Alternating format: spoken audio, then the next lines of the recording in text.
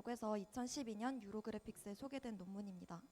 논문이 조금 오래되기는 했지만 스피치 애니메이션 분야에서 굉장히 중요한 논문이어서 이번에 공부를 하게 되었습니다. 논문을 소개하기에 앞서 스피치 애니메이션에 대한 전반적인 이야기를 먼저 말씀드리면, 사실적인 스피치 애니메이션을 생성하는 게 까다로운 이유는 여러 가지가 있습니다. 먼저 얼굴 구조나 움직임 같은 그런 복잡한 것들을 어떤 식으로 모델링하는 게 가장 좋은 건지 명확하지가 않습니다. 그리고 스피치 애니메이션은 청각적으로 존재하는 스피치를 작은 단위로 분리를 해서 시각적으로 나타내야 하는데요. 예를 들어서 have a listen to this 라는 문장이 있으면 이를 실제로 발음했을 때의 소리를 기준으로 자음과 모음으로 분리를 해주면 아래의 문장과 같습니다. 이러한 자음과 모음을 포님, 음소라고 하는데요. 각각의 음소에 대응되는 블렌드 쉐입을 매핑해서 키프레이밍하는 방식으로 스피치 애니메이션을 생성을 할 수가 있습니다. 이를 위해서 바이슨 블렌드 쉐입이라는 걸 사용을 하는데요. 바이슨은 비주얼 포님의 줄임말로 각각의 음소에 대응되는 입모양을 말합니다. 그러면 스피치 오디오와 이를 텍스트로 적은 스크립트가 인풋으로 들어왔을 때 각각의 음소마다 바이슨을 매핑해주면 되는 거 아닌가? 라고 생각하실 수도 있겠지만 그렇게 간단하지만은 않습니다. 코어티클레이션, 동시 조음 현상이라고 해서 음소의 소리는 서로 독립적으로 존재하는 게 아니라 인접한 다른 음소의 영향을 받아서 소리의 베리에이션이 발생하는데요. 언어마다 그 나라 고유의 음운 규칙이 적용이 되어서 실제 스크립트와는 다르게 발음이 되게 됩니다. 예를 들어서 저희가 낙엽 밟는 소리라는 문장이 인풋으로 들어오면 글자 그대로 낙, 엽, 밟는 소리 이런 식으로 발음되는 게 아니라 뭐 연음, 자음군 단수나 비음화 이런 식으로 음운 규칙이 적용이 되어서 최종적으로는 낙엽 밟는 소리라고 발음이 되게 됩니다. 이처럼 음소를 바이스므로 매핑해주는 과정에서 코어 어티클레이션 모델을 적용을 해야 하는데 학자마다 이 모델에 대해서 조금씩 의견 차이를 보입니다. 그 이유는 논문에서 주목한 세 번째 이유와 관련이 있는데요. 같은 음소도 실제로는 입모양이 다 다르게 나타날 수가 있습니다. 이건 특히 영어에서 부각이 되는 문제인데 영어는 알파벳의 발음과 문자 기호가 불일치하는 경우가 많다고 합니다. 한 글자가 여러 소리를 나타내기도 하고 반대로 한 소리가 여러 문자로 표현이 되기도 하는데요. 예를 들어서 그림에서 보실 수 있는 것처럼 알파벳 T는 환경에 따라 6가지 정도로 다르게 발음이 되고 또 심한 경우에는 알파벳 E처럼 13가지 정도로 다르게 발음이 될 수 있다고 합니다. 그렇기 때문에 각각의 음소에 대응되는 바이즘을 정의하기가 어렵다는 것이 논문의 입장입니다. 그래서 논문은 세 번째 이유에 주목을 해서 컨트리뷰션을 두었는데요. 일반적으로 바이즘은 고정된 입모양을 사용을 해서 그 사이 값들은 인터폴레이션, 자동적으로 보관해주는 방법을 사용을 해왔는데 논문에서는 이와 다르게 다이나믹 바이즘을 제안을 하고 있습니다. 여기서 다이나믹 바이즘은 시각적으로 같은 기능을 수행하는 비주얼 제스처를 말합니다. 그래서 영상을 보시면 왼쪽이 기존의 고정된 바이즘을 사용한 경우고 오른쪽이 다이나믹 바이즘을 사용한 경우인데요. 여기서 각각의 다이나믹 바이즘이 하나의 음소가 아니라 인접한 다른 여러 음소에 따른 움직임을 나타내기 때문에 코어 어티클레이션 현상이 적용된 결과도 명확하게 보여줄 수 있고 보다 사실적인 스피치 애니메이션을 생성할 수 있다고 합니다. 그래서 다음으로 릴레이티드 워크를 살펴보면 먼저 바이즘을 모델링하는 방법은 크게 두 가지가 있습니다. 하나는 주관적인 평가를 통해 사람들이 유사하다고 보는 음소들을 하나의 바이즘으로 그룹화하는 방법인데요. 이 방법은 스티뮬러스가 단순해야 해서 한 글자나 두 글자 단어를 대상으로 할 수밖에 없기 때문에 한두 글자 이상으로 오래 지속되는 그런 코어 어티클레이션 현상은 반영하지 못한다는 그런 한계가 있습니다. 두 번째로 데이터 드리븐 방법은 언슈퍼바이스드 클러스터링을 진행을 해서 하나의 클러스터를 하나의 바이즘으로 그룹화하는 방법인데요. 주관적인 평가보다는 신뢰도가 조금 떨어진다고 합니다. 그래서 이처럼 기존의 방법들은 어떤 음소들을 같은 바이즘으로 매핑해야 하는 건지 그리고 바이즘은 총 몇 개가 가장 적합한 건지 명확하게 정해진 바가 없어서 비공식적일 수밖에 없다고 합니다. 그리고 다음으로 스피치 애니메이션을 생성하는 방법은 크게 세 가지가 있는데요. 해당 논문이 2012년 논문이어서 딥러닝은 소개가 되지 않은 점 양해 부탁드립니다. 먼저 퍼포먼스 드리븐 방법 같은 경우에는 연기자의 모션 데이터를 얼굴 모델로 트랜스퍼해주는 방법입니다. 실제 사람의 움직임을 캡처하기 때문에 보다 사실적인 스피치 애니메이션을 생성할 수는 있지만 장비 자체가 워낙에 고가이고 또 애니메이터가 수정하기 어렵다는 그런 한계가 있습니다. 다음으로 프로시저럴 어프로치는 앞서 말씀드린 것처럼 스피치를 음소 단위로 분리를 해서 각각의 음소를 바이즘으로 매핑해주는 방법인데요. 고정된 바이즘을 사용을 할 경우 인터폴레이션 했을 때 퀄리티가 좋지 않기 때문에 애니메이터가 수작업으로 수정을 해주면서 시간이 조금 오래 걸린다는 그런 한계가 있습니다. 그리고 마지막으로 논문에서는 데이터 드리븐 방법을 사용을 했는데요. 크게 두 가지 방법이 있는데 먼저 러닝 베이스드 방법은 트레이닝 코퍼스에서 적합한 데이터를 선택을 하는데 이 과정에서 후보가 우리가 원하는 음소의 문맥과 얼마나 유사한지 그리고 경계에서 얼마나 자연스럽게 이어지는지 이런 정도를 고려를 합니다. 그런데 이 방법은 데이터가 얼마나 충분한지 그리고 어느 정도의 데이터를 구축해야 가장 좋은 건지 명확하지 않기 때문에 그런 데이터에 의해서 스피치 애니메이션 퀄리티가 결정된다는 점에서 조금 한계가 있습니다.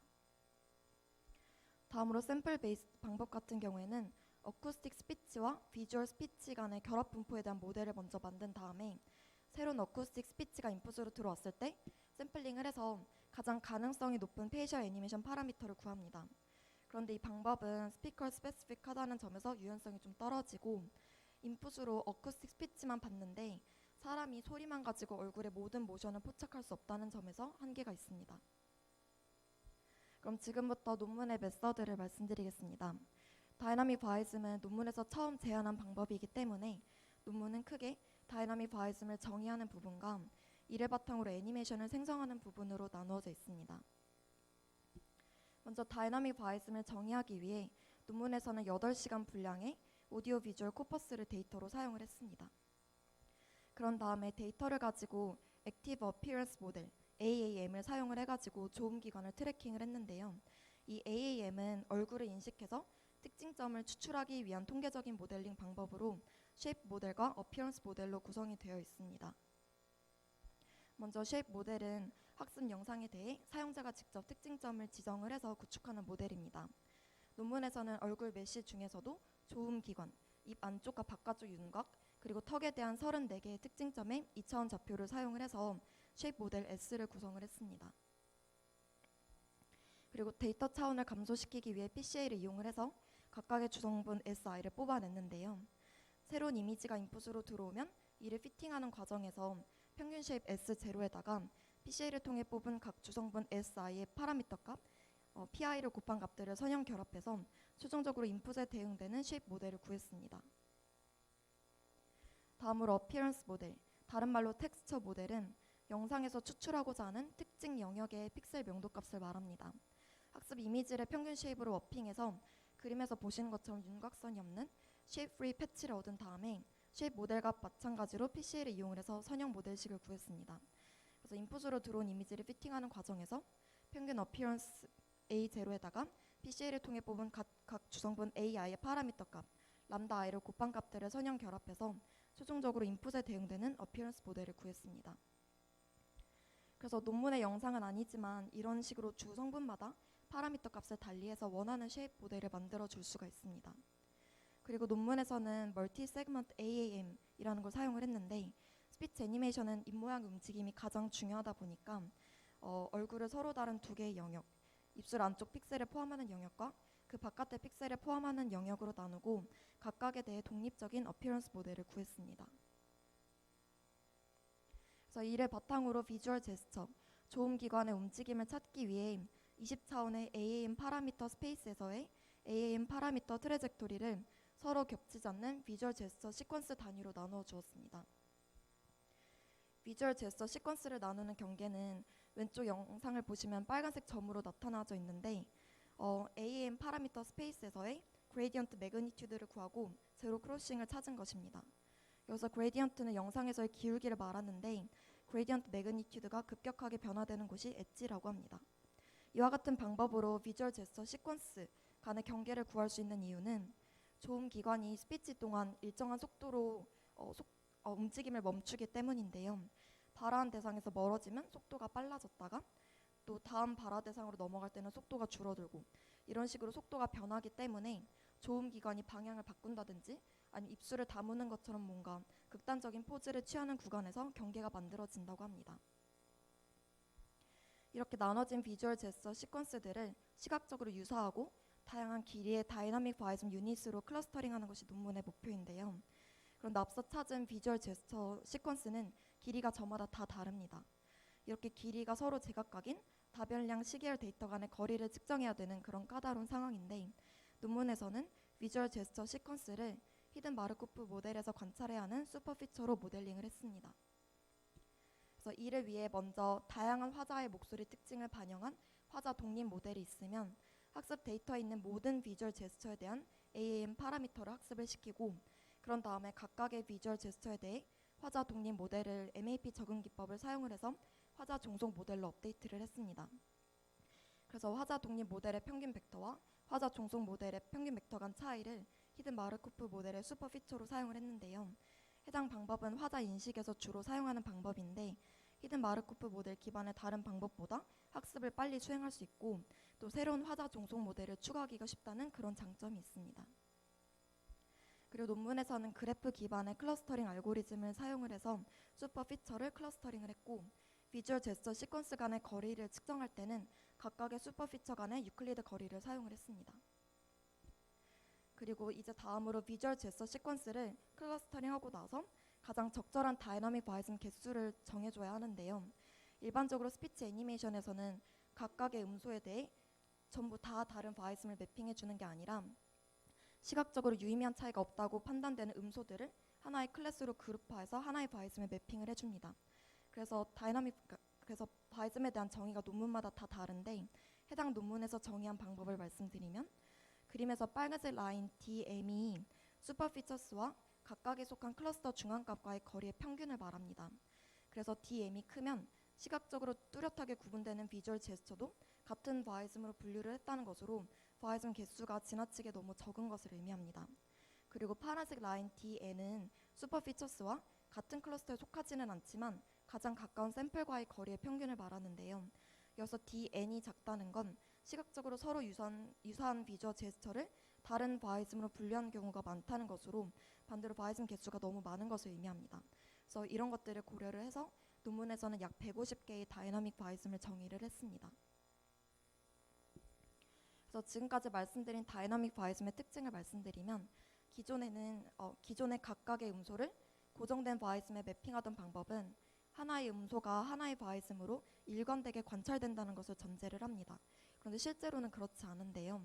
왼쪽 그림을 보시면 쉬랑 드 음소가 150개의 다이나믹 바이즘에 널리 분포되어 있는 것을 확인을 할 수가 있는데, 이는 문맥에 따라 음소가 다양한 모습으로 관찰된다는 것을 의미합니다. 그리고 오른쪽 그림을 보시면 다이나믹 바이즘 유닛의 90% 이상이 2개 이상의 음소로 구성된 것을 확인할 수 있는데, 이처럼 다이나믹 바이즘은 코어티큘레이션 현상도 자연스럽게 캡처할 수 있다는 그런 장점이 있습니다. 그래서 다음은 애니메이팅 스피치 단계인데요. 앞서 말씀드린 것처럼 논문에서는 총 150개의 다이나믹 바이즘을 사용을 했고, 그에 대응되는 150개의 애니메이션 데이터를 애니메이터를 통해서 제작을 했습니다.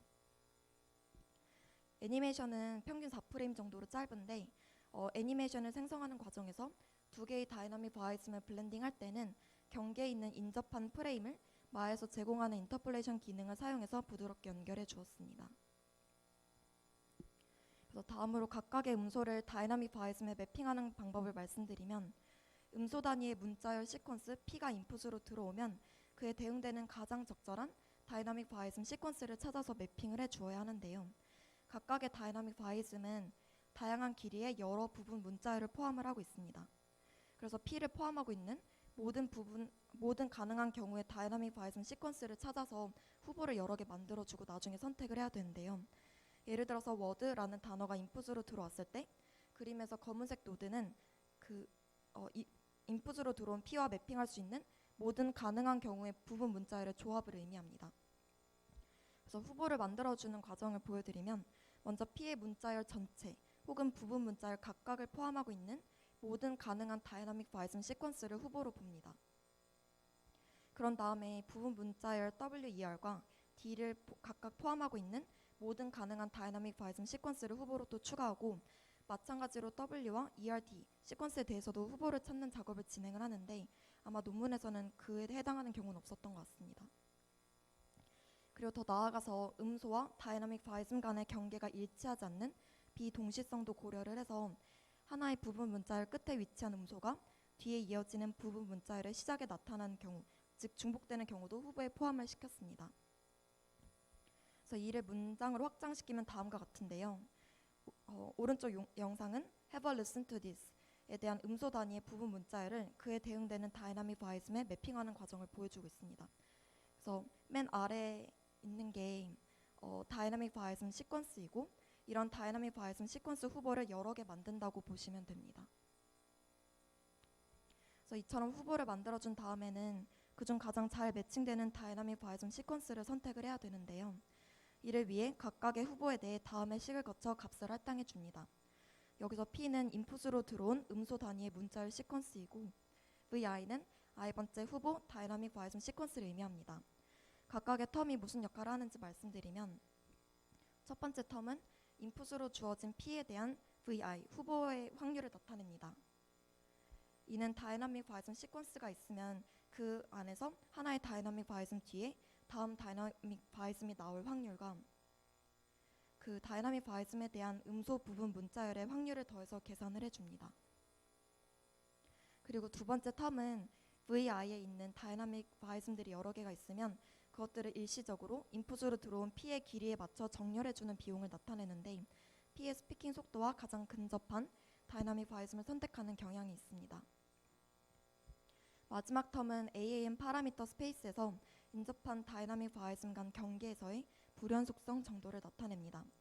그리고 논문에서는 알파, 베타, 감마의 웨이트 값을 각각 0.699, 0.3, 0.001로 설정을 해주었습니다.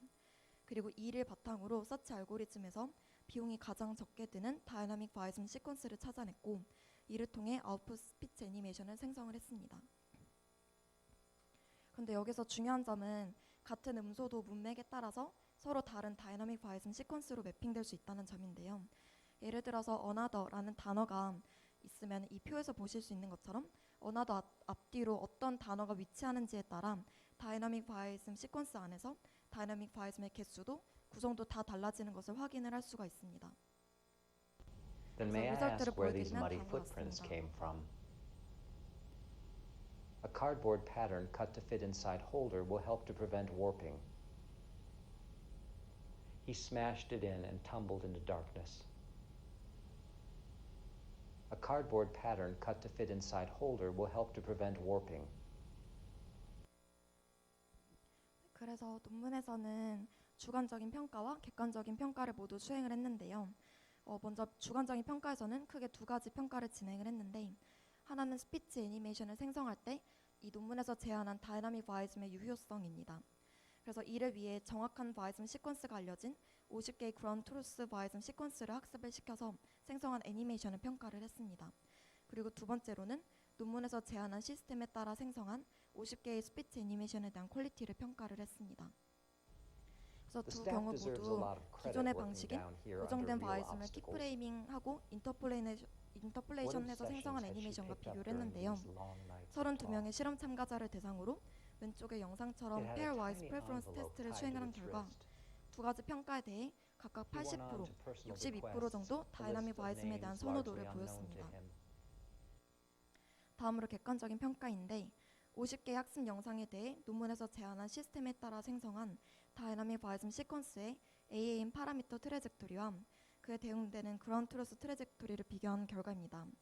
그래서 빨간색 라인이 그라운드 트루스이고 파란색 라인이 논문의 결과인데 그라운드 트루스를 거의 따라간다고 보실 수 있습니다. 그리고 논문 결과가 그라운드 트루스보다 에러가 조금 더 큰 정도로 결과가 좋은 편이라고 합니다. 그래서 마지막으로 정리를 해보면 논문에서는 다이나믹 바이즘을 사용해서 애니메이션을 생성한 결과가 보다 자연스럽고 그럴싸한 애니메이션을 생성할 수 있다고 주장을 하고 있는데요. 하지만 다이나믹 바이즘 유닛을 선택하는 과정에서 하나라도 잘못 선택이 되면 그 전체 문장의 퀄리티에 영향을 줄 정도로 민감하게 반응한다는 그런 한계가 있습니다. 그래서 퓨처 워크로는 분석 대상을 여러 명의 화자로 확장을 하고 스피킹 속도라든지 볼륨, 감정과 같이 스피치에 영향을 주는 다른 요소들도 반영을 해서 스피치 애니메이션을 생성하겠다 밝히고 있습니다. 지금까지 발표를 들어주셔서 감사합니다.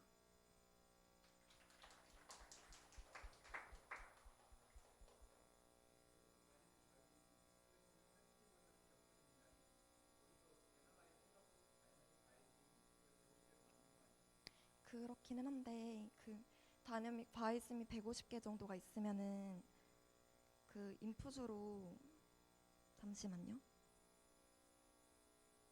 그 인풋으로 문장이 들어왔을 때 다이나믹 바이즘들을 선택을 해서 다이나믹 바이즘 시퀀스를 만들어줘야 되는데 만약에 그 중에 하나라도 좀 사실과 좀 불일치하는 다이나믹 바이즘이 선택이 되면은 그 문제 전창 그 문장 전체 약간 스피치 애니메이션 결과가 조금 떨어진다는 얘기인 것 같습니다. 네, 네 그런 의미로 이해를 했습니다.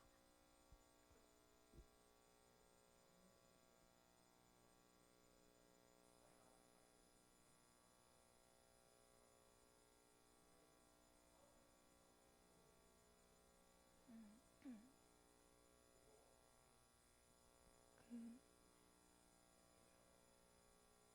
그 논문의 자세한 부분이 설명이 생략이 돼 있어가지고 제가 그 부분은 잘 모르겠는데 혹시 나중에 알게 되면 바로 공유하겠습니다.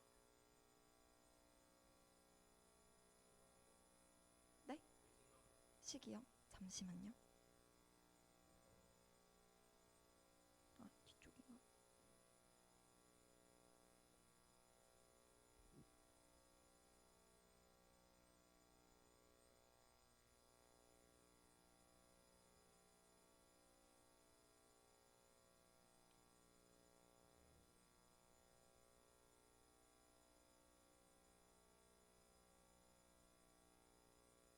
네.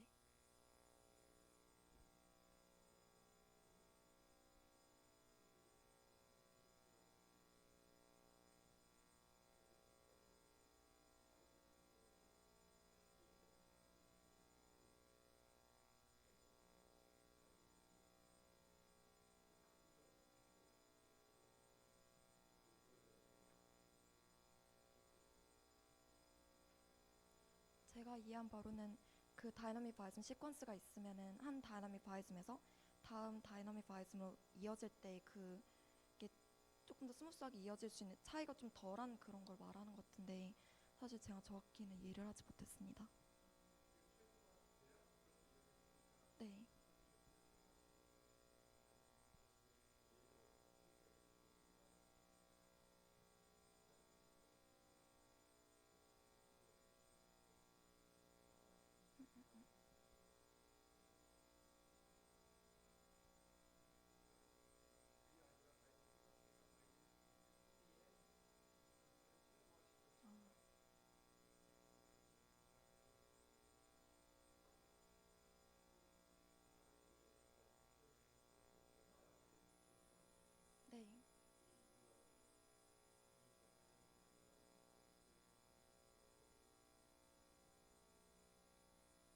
네. 제가 이해한 바로는 그런 것 같고 사실 더 정확하게 하려면은 이게 그러니까 그 코어 얼티클레이션 현상이라는 게 단어 내에서만 적용이 되는 게 아니라 문장 안에서도 단어와 단어 간에도 그게 적용이 되는데 아마 이게 제 생각에는 다이나믹 바이즘 시퀀스 전체가 한 문장이고 다이나믹 바이즘 안에서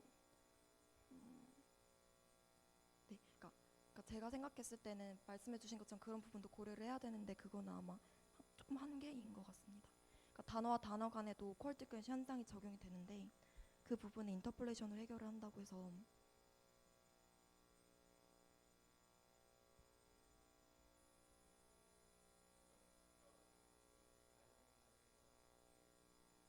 네,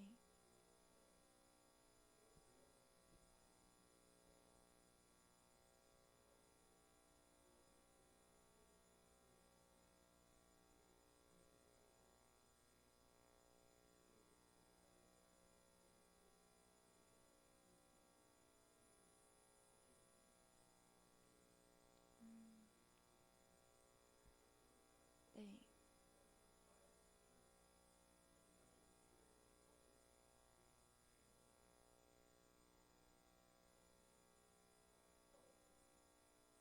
그런 것도 있는 것 같고 그리고 여기서 다이나믹 바이스을 선택을 할 때 그 이미 이 길이를 맞춰주는 과정에서 타이밍 정보가 반영이 돼 있어서 아마 그런 것도 같습니다.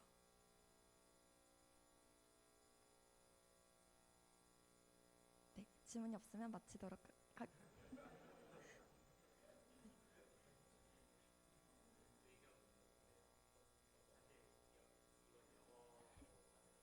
네.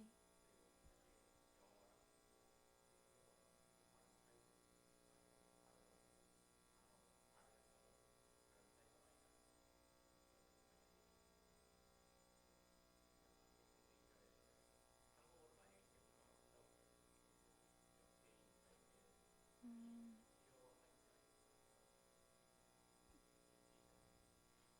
그 앞서 말씀드렸던 것처럼 스피치 애니메이션을 생성하는 방법이 되게 여러 가지가 있는데 이 논문 같은 경우는 기존의 그 프로시저럴 방법이 조금 한계가 있으니까 그거를 극복하기 위해 데이터 드리븐 방법을 사용을 한 건데 제가 이 논문을 공부하면서 알게 된 건데 그러니까 완전 확실한 건 아니지만 영어랑 한국어랑 언어학적인 차이가 있잖아요. 그래서 영어 같은 경우는 지금 이게 발음하는 거랑 문자 기호랑 불일치하는 경우가 너무 많아서 고정된 그런 바이즘 가지고서 하는 게 조금 부족한 부분이 있으니까 데이터 드리븐 방법으로 한 건데 한국어 같은 경우는 한글이 세계에서 제일 과학적인 문자라서 이게 문자랑 발음 기호가 몇 가지 예외를 제외하고는 거의 다 일치하게끔 그렇게 과학적으로 잘 이렇게 만들어졌다 하더라고요. 그래서 제가 제가 생각했을 때는 우선은 한국어 스피치 애니메이션이 연구가 된 게 별로 없어서 프로시저로 한번 해보고 거기서 조금 부족한 점이 있으면 데이터 드리븐 쪽으로 나아갈 수 있을 것 같은데 그래서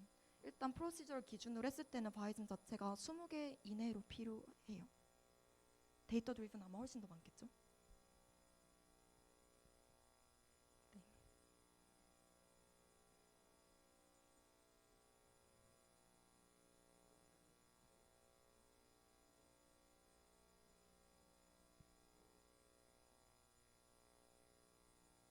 어느 거 말씀하시는 거? 아, 이거요? 그러니까 이게 앞서 말씀드린 것처럼 그 뭐지? AM 파라미터를 구하고 나서 여기 보시면은 여기서 저 빨간색 기준으로 경계가 구분되어지는데 그 하나의 경계에서 그거를 비주얼 제스처라고 정의를 내렸습니다. 저 그래프가 나타내는 게 AM 파라미터 스페이스에서의 그레디언트 매그니튜드라고 하던데 그래서 뭔가 예를 들면은 그 영상에서 조금 급격하게 변하는 구간마다 사실 이 입모양이 크게 좀 달라지는 거니까 그래서 저런 식으로 단위를 나눠서 쪼개준 것 같습니다. 음소 단위로.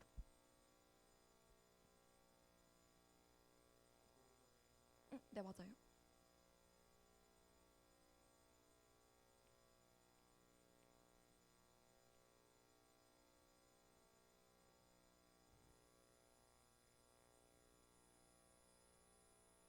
네. 지금까지 발표를 들어주셔서 감사합니다.